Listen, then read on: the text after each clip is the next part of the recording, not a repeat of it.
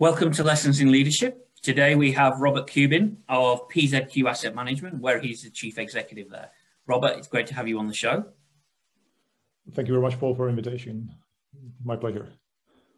So, Robert, the first thing we ask every guest on the show is really to spend 2 or 3 minutes just telling us a little bit about your career history and how you've managed to get to the Chief Executive position, because there's a number of people out there who would like to sit in your shoes. And they always want to know how people have got there. And I think it's the human element of how people end up where they are, which people find interesting. Right. Yeah. Thanks, Paul. And one more time, thanks for having me here. It's a pleasure for me. Well, it was a long career, and that's for sure. Big amount of luck was necessary to get to the place where I'm now, that's for sure. But also a great amount of hard work and et cetera, et cetera. You know, I started with PZU 3 years ago already. Now heading the asset management business, PZU Asset Management. Before that, I was a chief investment officer for the whole group. For those who don't know PZU, it's the largest financial conglomerate in Central and Eastern Europe. Traded on Frankfurt and Warsaw stock exchanges. Market cap around, I don't know, 8 billion euros, something like that. Predominantly insurance company, but also asset manager, and that's what I'm representing. We also have 3 banks in the group, et cetera, et cetera. So it's a substantial company altogether. More than 10,000 people working for it, et cetera, et cetera. 20-something million clients, and on and on and on. Before working for PZU, I spent a big part of my career first at AIG and then at MetLife, and I had multiple roles focused on investments. Typical chief investment roles dedicated for some parts of the business of MetLife or AIG. So typically managing the insurance assets. Being responsible for management of the team as well, and yeah, that's basically it. And throughout your career, you've worked in various countries. How have you found transitioning between different countries and different cultures? And what would you say have been the sort of key challenges and the most enjoyable parts of that? Yeah, that's a good question, Paul. I think the first move was the most difficult one, because you have to really step outside of your comfort zone, right? You basically say goodbye to your daily routine, to your friends. You don't get as much contact with your family, et cetera, et cetera. So that is really, really difficult. But once you master that, then actually now I'm in the position that I'm really happy that I did such a move. I moved across many countries, and it was definitely for a big benefit. With every such a move, you basically become maybe a little bit a better person, right? You understand the perspective. You are not only tied to your, focus, to your daily routine and stuff like that, but your horizons open. You deal with different people, different cultures, and there is, nothing like a right or wrong culture, right? Every culture is different. There are positives and negatives of it, and you try to learn from the positives and just, minimize the negatives. And I think, ultimately, this is really what made my career interesting. And now, I'm in a position that actually I'm welcoming any further move because it's just, I really like it. So, the difficult part also is, when you are young, you are typically a sole person, right? But then you have a family, you have a wife, kids, and it's not only about you, right? But you need to move them as well. So you need to explain them that this is not only good for you, from career point of view, but also for them, right? And once you master it, once you explain that, you get the buy-in, then I think it works quite well. So I was very happy for such decisions in the past. And what have been the real key leadership lessons you've learned along the way in your career then? Yeah, also a good question. Thanks for asking. The whole life is basically about learning, right? It's, from the very young age to, when we are here now, you learn every single minute and every single hour and day. You meet various people, you see how you interact with them, you see the feedback, right? You have ups and downs in your life, and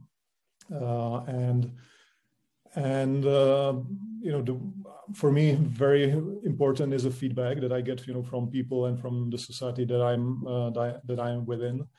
I'm trying to learn from the feedback, right? Maybe not do the mistakes that might have been done in the past, do or repeat the good things for which I receive positive feedback, etc., etc.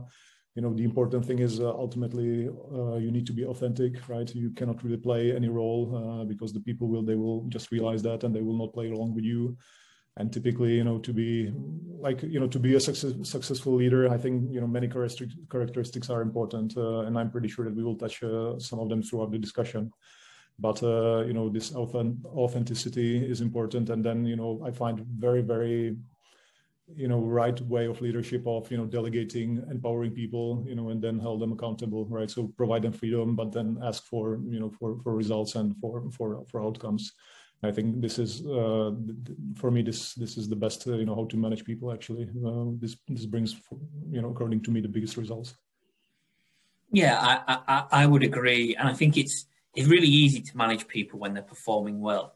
But how do you go about working with individuals who are underperforming or not necessarily hitting the highs that you would expect? Yeah. Very, very, very important thing is communication. You need to understand what is going on, right? Why is it that the particular person is underperforming? Is it, for example, or, what another important thing is we should allow people to be able to make mistakes. That is very, very important, right? Because otherwise, if they don't make mistakes and if you punish them for making mistakes, they will never try to achieve something, extraordinary, something which is outside of their comfort zone, something that they haven't done before. So first of all, you really need to tolerate mistakes because it's completely fine. And this is one thing that I definitely learned, throughout my career. But then at the same time, if maybe the mistakes or the underperformance is repetitive, right? You need to ask what is happening. Is that maybe this person is going through some difficult period of life, for example? Is it that the person was put into a role that, he or she is not coping well with? Or is it that the person doesn't want to perform? And I think in most of the cases, if you work with the employee, if you, again, lead him or her, manage him in the proper direction, then most of the people, they will find their own path, and they will be fruitful again. Sometimes some people just don't want to play along, and for whatever reasons, maybe they're comfortable or maybe, they just don't want to do the stuff. And then ultimately, the best is just to replace these people and, let them go somewhere where they fit better, right? But I always find that as a very, very last option. I always try to work with the person and try to, strengthen the performance and stuff like that. Also the very important thing is if, the underperformer is just one out of, let's say, 100 people, or if it is a department, right? Or if it is a whole company. And that's a completely different thing. If it is just one individual, then it's a relatively easy to do with that. If it is one department, then typically it's a problem of the manager of the department, right? So you have to work with him or her. And if it is the whole company, then, probably you need to do significant restructuring, right? And just try to find something that will turn that whole thing around. And that one is probably the most difficult one, I would say. And you met, so obviously there we've spoken about managing others and how to get the best out of them. How do you evaluate yourself as a leader? Yeah, also a very good question. I think, for me, as I said at the beginning, the important thing is feedback.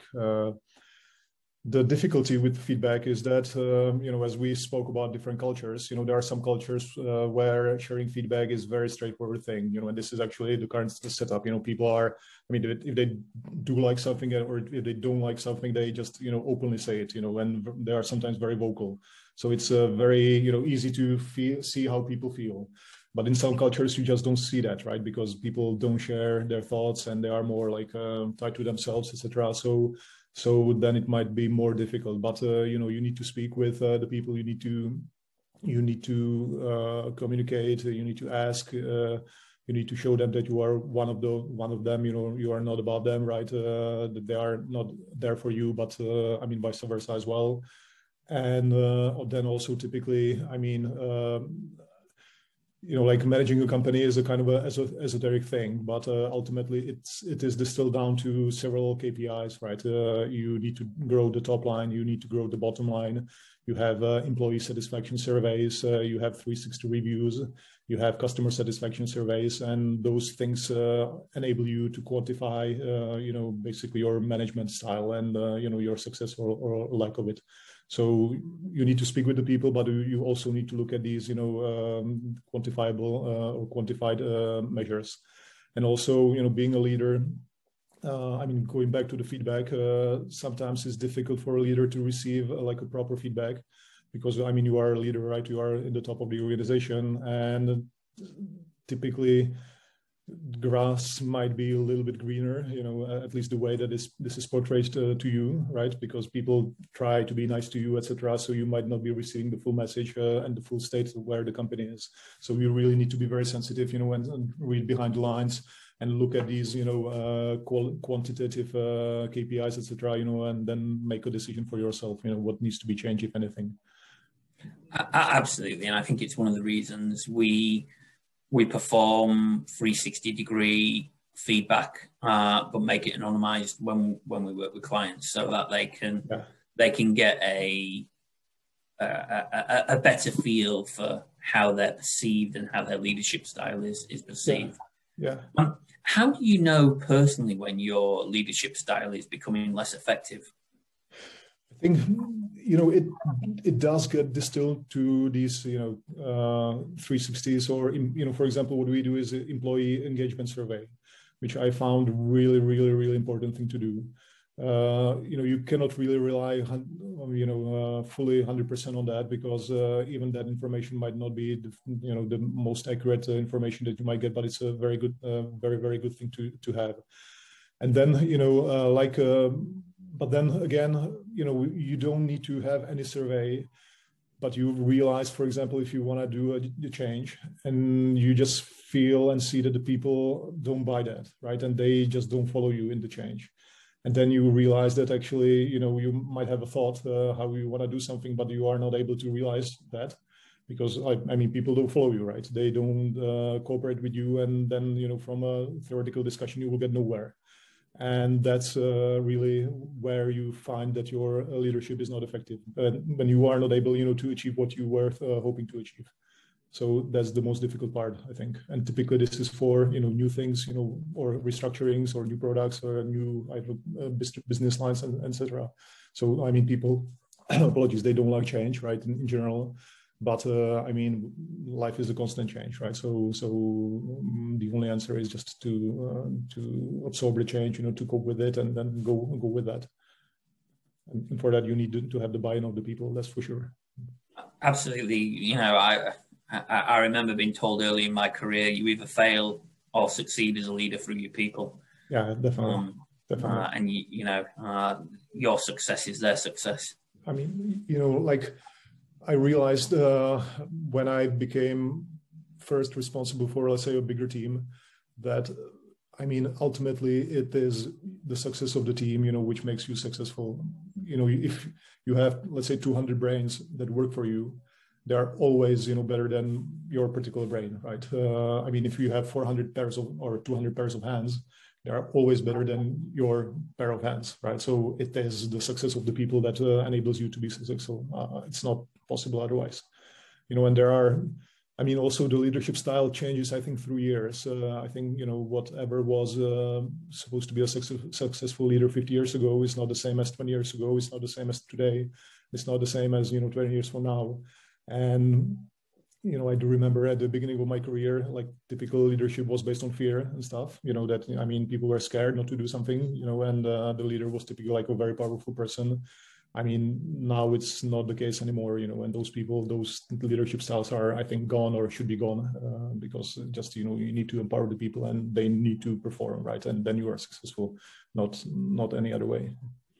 Yeah, absolutely. We often talk about transformational leadership, which is where organizations typically want to be today versus transactional leadership, which is seen more through command and control type structures. And I think I agree with you to a degree. You know, transformational leadership is what most people want to achieve. However, there are still times where transactional command and control type leadership is absolutely necessary. Completely agree with that, Paul.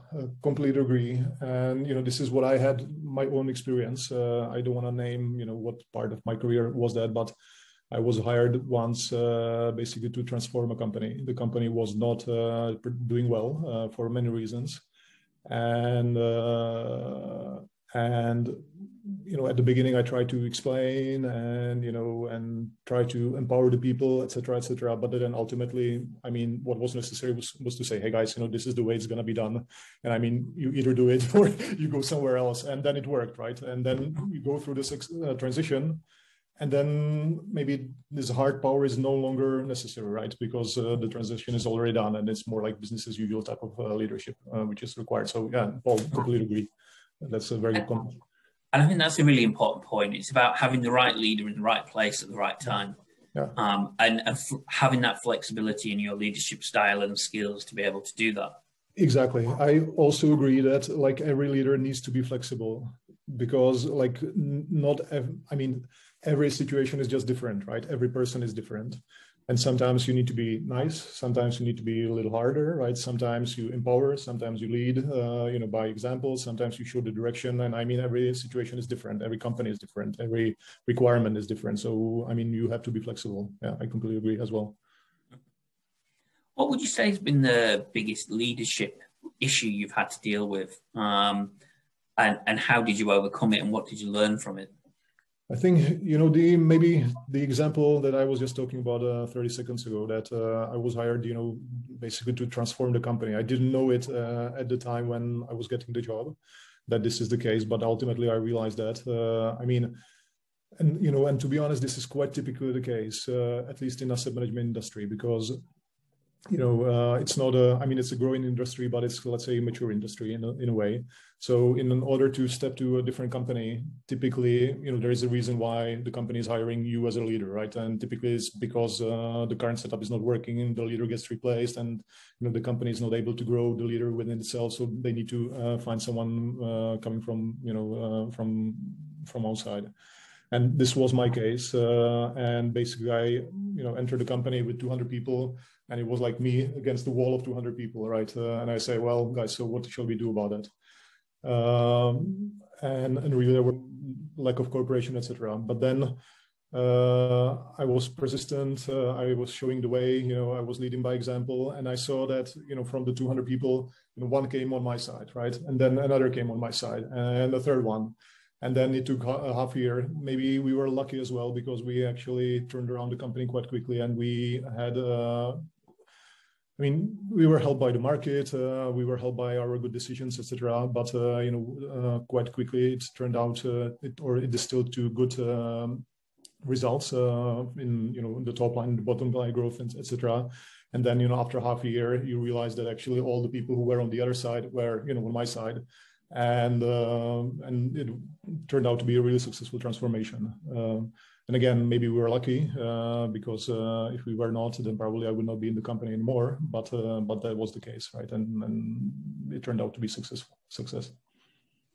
We talk a lot at the moment about work-life balance and mental health. How do you go about finding that work-life balance and what keeps you going through the toughest periods? Yeah, also really good question, Paul. You know, the important thing is that to be successful, you need to have balance.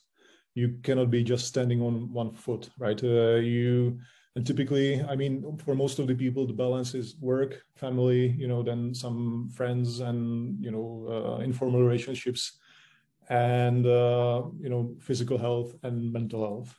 And you need to balance all these things. If you compromise on one, you know, typically you might fail on the others. So ultimately it's a very, very, I mean, it's not difficult to achieve it, but we just all need to realize that the important thing is the balance, or I mean, at least for me. So this was very, visible during the pandemic, right? That on some aspects it helped. For example, we don't need to commute, so I can spend 2 hours per day typically on something which is better than just sitting on a train or underground. So we purchased, for example, treadmill, and I started running, every day basically, or at least every other day, right? I try to sleep a lot. That's very important for me as well, to get to stay mentally healthy, and then to have physical exercise, not to drink too much alcohol, to be honest. I think that's also very important, and try to meet friends, which is difficult during, the lockdowns and stuff like that. But ultimately, it is the balance which keeps you going. And also, like, I never try to encourage people, to work overtime and long hours, because I just don't feel that, this might be productive over the short run, but I just don't think this is productive over the long run. So, if someone wants to work long hours, I'm fine with me, but it's never like required from my side, because I just don't think it works over the long run. I think I'd agree with you. There are times in every business where your back's against a wall and you've got to hit deadlines, and sometimes you have to work on a particular project to get it done to a specific time frame, and that means putting in extra hours, etc. Yeah, but on the whole, if you do that in the long term, it's not productive for anybody, and it kills morale as well. It does, yeah, it does. And yeah, there are periods of time where you just need to work hard, right? And there are difficult types of jobs. Like, for example, if you are a CFO, you need to close the books, at the end of the year, right, etc. You need to provide your financial statements, etc. And that's very, very intense period of time. That's completely normal, right? Or if you are a consultant, you have a job, to do with your client. You have a deadline. Obviously, you have to work, right? If you don't deliver, you are out. So, but over the long run, it's just, there has to be work-life balance, and I'm 1,000% sure about that. Really, it is. And family is very, very important. And if you are, at least this is what helps me going. To have the good feedback from my family, from my daughters, from my wife, from my parents and stuff, and also good interaction with friends, because ultimately we are social, human beings, right? This is what defines a person. Like and typically success is not only about, the bank statement or bank account statement, right? Ultimately it's just a number that you see somewhere. It is motivational, but only to few people. I think, for most of the people, it's just the balance, and that you need to have the bank balance statement, but you need to have good interaction with the company, good feedback from the family, etc. And that's, what defines at least my success. That's how I feel the best. Absolutely. See, you mentioned the COVID crisis there, and the transition we've all been going through for the last 12, 18 months as the global pandemic has taken hold. How has your role changed, and how have you coped with going from managing a workforce which was, largely office-based to mainly now sort of remote and working from home? What have been some of the issues that have been thrown up there, and how have you tackled them? To my very big surprise, the whole transition went very smoothly. And when we were thinking like why that was, I think first of all, people are flexible. We are flexible human beings, right? That's what makes us successful ultimately. So we get used to new circumstances and new situations. And I think this is exactly what people did. But at the same time, we never underestimated pandemic in my company. So we were actually quite early in realizing that everyone needs to have a possibility to work from home, technical possibility. So laptops, and all that equipment, right? Second, we actually encourage people to stay at home, just not to spread around the disease in the company. For example, one specific difficulty that we faced was that we were implementing like a new backbone system, IT system on which the company is running. And we were really scared. We had really tough deadlines, and we were scared that, if people are in the office, then, they will pass the disease from one to the other, right? And half of the people will be just sick. and we would break the deadline, et cetera, and that would be a very dangerous thing. So we asked everyone to start working from home, from the very beginning. And that paid off well. And, in this part of the world, there is not such a problem with, for example, that the houses are small, right? The houses are pretty big. So everyone kind of has their own room, to work, etc. So this was not a problem. And the people, we encourage the people to come to the office if they want, but maybe once per week. But we encourage them to stay home if possible. And the feedback was actually very positive. People were happy about the way that the company approached it. They appreciate it, etc. I mean, one thing that they are probably missing is, the talks on the corridor, with the coffee with their colleagues. But then we just realized that actually a lot of these employees form some informal WhatsApp groups, etc. So they are communicating, with each other, which otherwise would be done, on the corridor with the coffee. Now everything is online, electronic. So I mean, people ultimately get adjusted to itself. I think also one thing which is important is like everyone feels that this situation is temporary. So people say, all right, so that's fine, right? We are gonna make it for additional, 2 quarters or something like that. So, I mean, once it will get back to relatively normality. So I think this is also important. Like if people realize that this is forever, for example, then this will be more difficult. But I mean, first of all, I don't think it's forever. And second, I think ultimately, or there has been already a decision that, once things will be back to normal, we will have flexible time in office and flexible at home, so people will be allowed to be, 2 days in the office, 3 days at home, or the other way, as they wish. And I think this is ultimately the best setup, at least for me. I really appreciate the possibility to work from home, but at the same time, the possibility to come to the office, when I wish. And I think most of the people feel very similar. Yeah, I think so. I think from the conversations we've had with people, with our clients, it's very much the pandemic has sped up the process of looking at their people and property strategy. Interestingly, I had a conversation last week with one client, and they said, we have a view that we would quite like to offer flexible working moving forward, and our workforce has indicated that they would like that moving forward as well. However, that flexibility is fine, but what about shared office spaces and shared desks, etc., who in a post-pandemic world wants to share a telephone or share a workstation where they've come in and other people have sat there a couple of days before and touched it, and how effective would cleaning strategies, etc., be? So I still think there's quite a lot to be worked out by many companies about how they make a flexible working strategy work for them as a business. Yeah, exactly. And, things like, I mean, now everything is almost online. Like, for example, before the pandemic in PZU, we were mostly just meeting each other. That's how the communication went through the company, like one meeting after the other. Then it completely stopped, right? And all these meetings are now online. But after, when things get back to normality a little bit, then it will be, some people will be in the office, some people will be at home, right?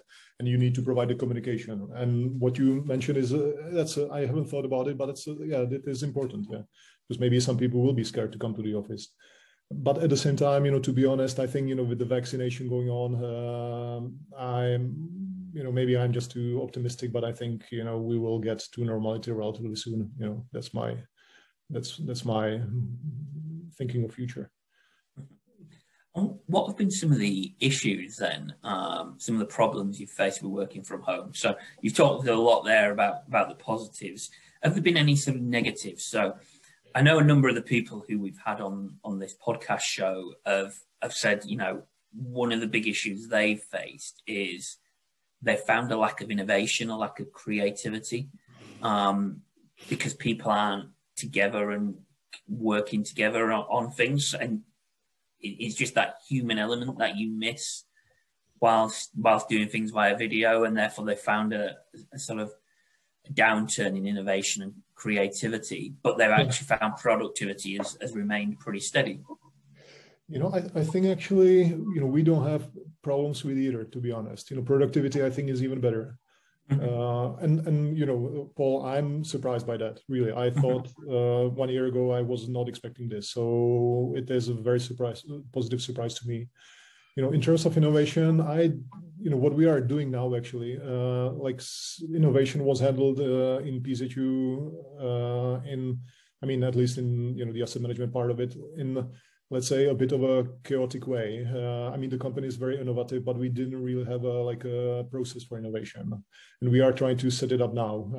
So, you know, trying to set up a process where, you know, the best is that employees come up with ideas, right? Then the ideas are kind of sorted. There is a decision, you know, what is a good thing, what is not a good thing, what should be implemented, how, you know, and then it gets implemented, etc. And it's like a running machine that repetitively provides innovation and feeds on itself. We are also thinking of how to, you know, and ultimately the most important thing is, you know, how to buy in, how to get the buy-in from the employees, you know, to be innovative. This is what we are discussing now, you know, and probably getting into their, I mean, you can get it into their KPIs, but it should not be in the negative sense of the word. Like they should not be punished for not being innovative, but they should be like positively motivated, for example, through some extra bonuses. Like if you are, you know, innovative, you will get X amount of money, you know, on top of your regular salary, for example, something like that, right? And this is actually what we are trying to figure out now, you know, how to get innovation into the DNA, maybe through a more organized and less chaotic way than it was in the past. So please ask me, you know, 6 months from now how we succeeded or not on that. I'll follow up with you on that one. What would you say, in your opinion, is the most overrated leadership quality? That's a very difficult question. Well, maybe one of the problems of leaders is, I mean, we all typically start from lower positions where, let's say, hard skills are more important. You know, I mean, in asset management, how you calculate duration, as an example, or how you do strategic asset allocation in the portfolio. You know, how do you work with Excel? How do you work with Bloomberg? And, you know, all these things that requires a lot of hard skills. But then if you are elevated to the position of a leader, you just realize that actually all of these things are kind of important, that you have some understanding of how these work, but you know, your soft skills are by far more important than, you know, the hard skills. And I've seen very often in my past experience that a lot of people who had really good hard skills were elevated to the positions of leaders, and they just completely failed because they were lacking the soft skills. You know, they didn't have the self-confidence. They didn't trust the people, you know, they didn't trust themselves, etc. They were too hard on people, they were too weak on people, etc. And they just ultimately failed.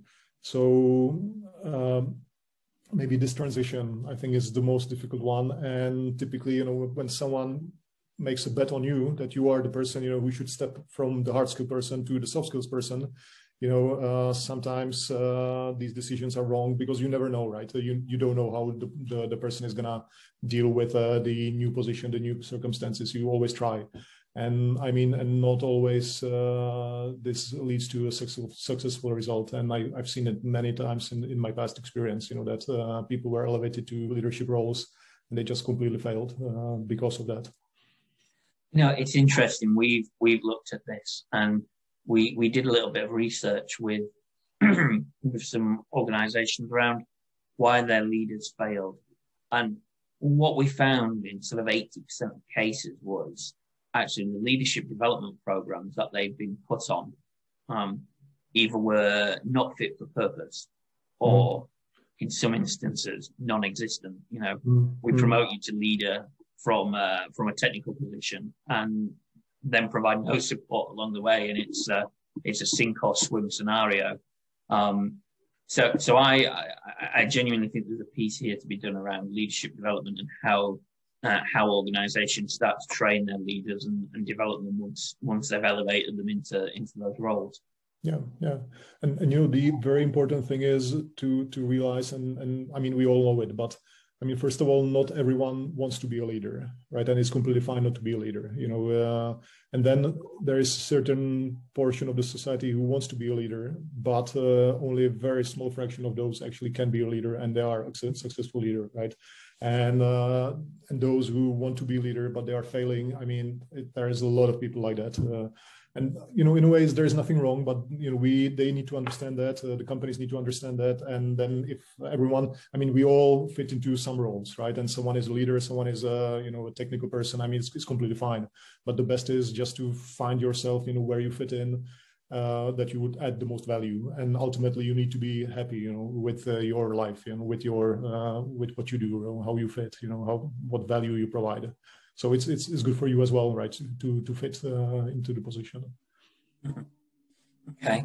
Well, we're almost at the end now, Robert. I've got one other question, and that really is: is there a question that I haven't asked you today that you would ask of yourself if you were the interviewer? Well, Paul, I don't know, to be honest.